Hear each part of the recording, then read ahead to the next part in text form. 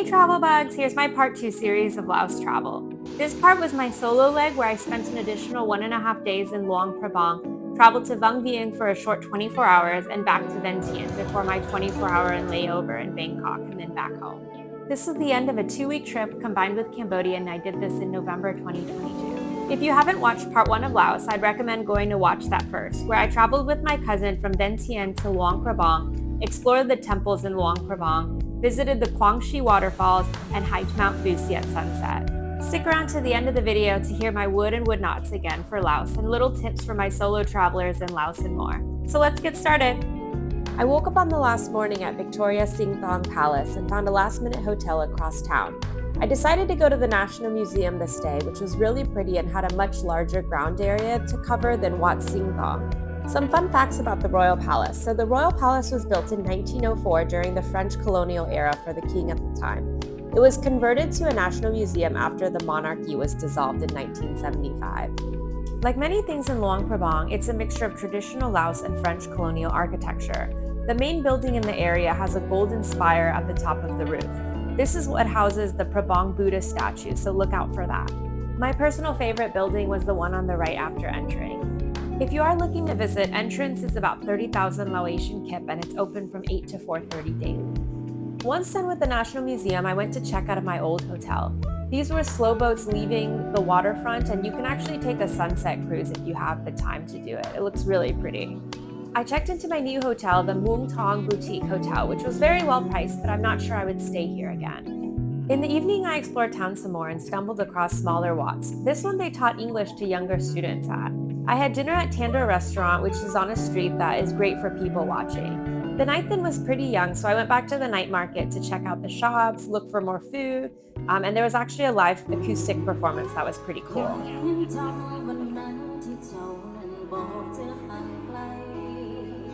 On my second solo day, I planned to depart for Vang Vieng pretty early, but I had learned that train tickets had sold out for the day. So learn from me and know that you can actually buy them ahead of time, 2 to 3 days ahead in the heart of town. But like I mentioned in my previous video, you may be able to buy them on the Laos Railway app. After the train ticket sold out, I learned the best bet was to try to catch the bus later that morning. So I spent the morning going to the morning market, grabbing some noodles at the local stand, and then biking around town before visiting the Tad Sae Waterfalls. Check out my other video linked here if you want to find out more information on visiting the Tad Sae Waterfalls, if it's worth it, and when is the best time to go. After the waterfalls, I went to catch the bus, which takes over 5 hours to get to Vang Vieng, which is why the train is the most optimal way. Only locals took this bus, the driver doesn't speak English, and it was a really whirlwind experience, and it was quite scary. It made random stops twice in the middle of nowhere, and we only got to Vang Vieng at around midnight. I was the only person getting off at Vang Vieng, and it dropped me off in the middle of the road. So after walking 2 blocks, I finally made it to the hotel safely. I wish I spent a little bit more time at the hotel I splurged at, which was really nice, and that was the Riverside Boutique Hotel. So I highly recommend this place. Given I had got in so late, I woke up a little bit later in the morning and had breakfast. The breakfast was a buffet style, and it was overall okay, but it was accompanied by a beautiful view of the river. In the back, you can see these limestone mountains, and there are actually women in the morning picking river seaweed, which if you get a chance to try, it's really good. I spent a few hours lounging at the pool before I decided to head out for the day. The pool is actually really beautiful, and I wish I spent a little bit more time or had a little bit more time to spend there. I rented an electric moped for the day to get around, and this is the first time I've ever done this, so it was actually pretty cool. I would recommend going through your hotel so that you don't incur any weird scam charges. My first order of business was to head to the train station to book my ticket to Vientiane. Luckily for me, their train station system was broken. They told me to return later that day and maybe their system would be up again. So I went about my day and first stopped by the river. Vang Vieng actually became known to tourists because a lot of backpackers would come here to go tubing down the river, and tourism grew around that industry. I didn't go tubing, but I stopped by a restaurant called the Organic Farmhouse Restaurant right by the river. The ingredients were fresh, but the food was just okay, so I can't really recommend this place. Only having a few hours left before having to return to the train station, I decided between the Nam Xay Viewpoint and the Blue Lagoon. I decided to go for the Nam Xay Viewpoint just because I didn't have a place to shower after, and I actually think it was definitely worth it. The trek is a little scary up. It's not that long, but it's not very paved well, but the view at the end is totally worth it. I would recommend bringing a beer, some snacks, and actually staying for a sunset if you're able to. I saw a lot of people preparing for this and just hanging out for the next hour, but I had to actually return to the train station, so unfortunately wasn't able to. These are the views, and it was just absolutely stunning. At the top, there's a little motorcycle that you can take a picture of that somebody had brought up for photos, I guess. To get to the viewpoint is about 15 to 20 minutes from town and costs about 30,000 to 50,000 Laotian kip, depending on how you plan to get there. The hike is 30 to 45 minutes to reach the top, depending on how fast you go, and it actually costs about 10 to 15,000 Laotian kip to enter. There's a little small convenience store that you can grab a little bit of drinks at before, but there's not any full-blown restaurants right at the hike. There is a little parking spot right at the convenience store, which is at the start of the hike, and there wasn't any fee to park my moped. I was a little nervous about this, but it ended up fine. These were the views after the Nam Xay Viewpoint, heading back into town. This was kind of around sunset when I was going. At that time, it was about 5 p.m. or so. It was just absolutely stunning. As you can see, there's not many people on the road. I think there was only 1 or 2 motorcycles or mopeds that had passed me during this time and even headed to the Nam Xay Viewpoint, which I don't have any videos of, but I didn't see very many cars. But this is on the other side of town. If you're headed closer to the train station, you will have a lot of bigger cars, and there's actually a lot of dirt that kicks up in your face. So if you are riding a moped, I would recommend something to actually cover your face, which I didn't really prepare for. The ride back to the train station was just absolutely beautiful. And so I got to the train station at around 6 p.m.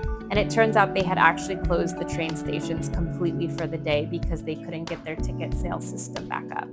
Unfortunately, by this time, the bus is closed. There were no more public or shared taxis that I could find, so I ultimately had to pay over or almost $100 for a private taxi to Vientiane. Unlike the bus ride from Luang Prabang to Vang Vieng, at least the ride wasn't bumpy. So by train, it's actually only an hour to Vientiane, but by car, it's about 2 hours. So the train is always the most optimal when traveling in Laos. Here are some photos and videos of the night market that I stumbled upon, and this was really close to the hotel that I was staying at. So if you're checking this out, if you're in the area, this is a separate night market that a lot of locals seem to go to and not as many tourists. It was actually really cool to just spend maybe about an hour or 2 walking around and getting some food. The next day I had a mid-morning flight to Thailand, which was my layover back home from Laos. I had stumbled upon this coffee shop and explored town a little bit more before my flight, and here was a little wat in the center of town. When going to Thailand, I actually stayed and indulged in a nice luxury hotel, which was the Waldorf Astoria in Bangkok, which I absolutely highly recommend as a treat yourself. This can be booked if you have the Amex Platinum, which gives you $200 back for luxury hotels, and then you get $100 to spend. So this was actually an absolute value for a 5-star hotel. I'm gonna make a separate video about this. If you're interested, you can check that out shortly. And that was my 1 week in Laos. So to wrap it up, I just thought I'd give some final tips and thoughts. So tip number 1, plan ahead for the train. So I think you should book your tickets in advance because if they sell out, other ways of getting around the country is so time consuming. Tip number 2, bring cash and plan to exchange it. So unlike other Asian countries, Laotian businesses typically like their own currency. So just have that on hand because you never know when you'll need it. Tip number 3, make sure to download Loca before you go. So this is their version of Uber and Grab, and you typically book a trip and then pay through cash. You can also use your credit card or a QR code, but it's a little bit more pricey. Tip number 4, if you're short on time, make sure to go to Wat Sing Thong and Quang Tri Waterfalls. This is if you're in Luang Prabang. And this is over the National Museum and then over the Tad Sae Waterfalls.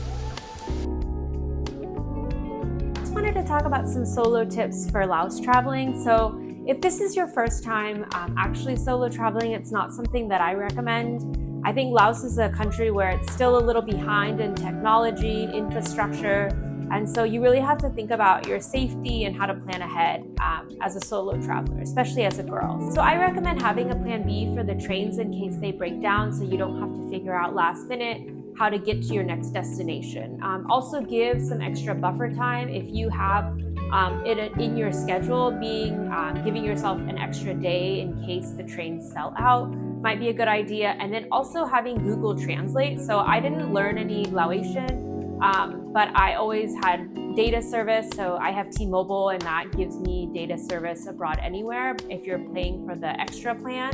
And then just using Google Translate in order to communicate with people, because some people speak English, but not like a lot of people. So just having that tool to your capability. And then always be a little bit cautious. When I rode the bus, it was all locals, and I did feel a little bit scared. So always being alert, and then just keeping your belongings right near you. I didn't put my luggage anywhere. I traveled with just a big backpack. So I was always able to keep my eye on my stuff. So just be cautious and cognizant if you are solo traveling, again, especially as a girl. So yeah, that's it. I wanted to thank you guys for watching my video. If you found it useful, go ahead and like it. And then if you wanted to subscribe for future videos on Cambodia, Patagonia, subscribe.